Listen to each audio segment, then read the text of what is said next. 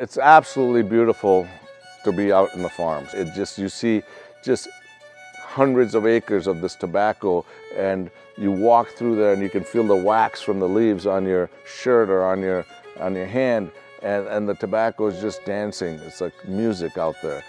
So it's really pretty to see the sun-grown tobacco, and the shade-grown tobacco is absolutely gorgeous because it's an art. It's like a gallery. It's like a framed picture. You're in cheesecloth. It's these giant tents that are kind of framing the tobacco. It's like having a picture frame around it, and these giant plants. I mean, they're taller than us, and they're huge, and you're dwarfed by them, and you can't see forever, you know, because there's so much of it and dense, and so it just seems like a big picture frame, like you're trapped in this giant tobacco surrounded by it. So they're just two different pictures and two different paintings, and they're beautiful to be out there, both of them. There's two different types of tobacco. I mean, there's many different types of tobacco, but the two basic types of tobacco that I like to portray and describe are shade-grown tobacco and sun-grown tobacco. The sun-grown tobacco is grown under natural sunlight. The tobacco plant typically gets anywhere around 5.5 feet tall.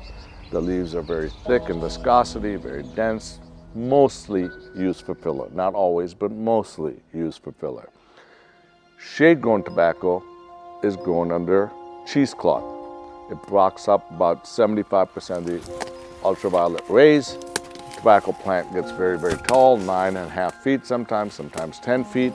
The leaves are very long, very big, and usually thinner, and most of the time it's used for wrapper that goes on the outside of the cigar. When you take that tobacco plant, most people break it down into 3 sections.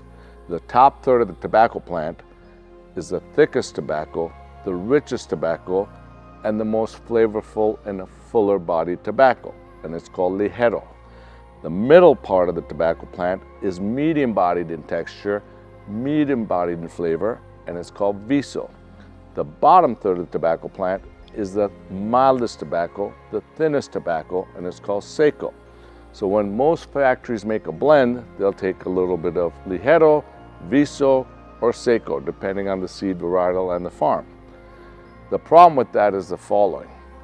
If I want to make a richer, fuller bodied cigar, and one of the leaves that I use in the blend is ligero, if one roller gets a leaf from the same farm, same plant, in the bale, that is from the very, very top part of the tobacco plant, classified as ligero. Another roller gets leaves just a little lower from the same plant, from the same farm, also classified as ligero. You might still have an inconsistency in the strength and flavor of the blend for the same box, same cigar, same brand. So in order to avoid that, what I do is I take that tobacco plant and I break it down into more defined characteristics that I call primings. So when we start picking the tobacco, it's the first priming, the second priming, third, fourth, fifth, all the way to the 8th priming. So when I'm making a blend, I'll say I want the 8th priming from a particular farm in Esteli, Nicaragua. I want the 7th priming from a particular farm in Jamastran, Honduras. The 6th priming from a particular farm in Dominican. This way, every single cigar has the same leaf, same plant, same farm, same fermentation, same fertilization to guarantee consistency for that brand from cigar to cigar, box to box.